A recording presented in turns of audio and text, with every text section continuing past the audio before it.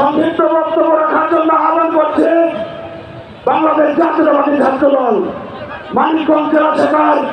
বিপ্লবী সিনিয়র যুগ্ম সাধারণ সম্পাদক জাহিদুল ইসলাম জিহাদকে সংক্ষিপ্ত।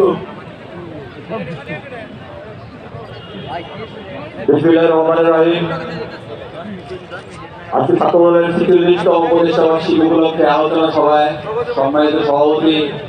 মানিকগঞ্জ জেলা ছাত্র দলের সভাপতি আব্দুল খালেক শুভ, আজকের প্রধান অতিথি মানিকগঞ্জ জেলা বিএনপির সভাপতি আফরোজা খানম রীতা আপা,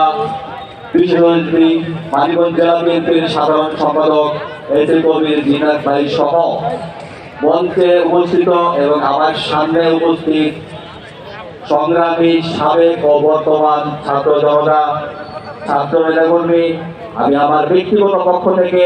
ও বাংলাদেশ জাতীয়তাবাদী ছাত্র দল মানিকগঞ্জ জেলা শাখার পক্ষ থেকে জানাচ্ছি আন্তরিক শুভেচ্ছা ও অভিনন্দন। প্রিয় সহযোদ্ধা, আমি বক্তব্য দিব না, আমি এতটুকুই বলবো যে বাংলাদেশ জাতীয়তাবাদী ছাত্র দল 1979 সাল থেকে শুরু করে এই যাবৎ পর্যন্ত ক্যাম্পাসগুলোতে স্বাভাবিক পরিস্থিতি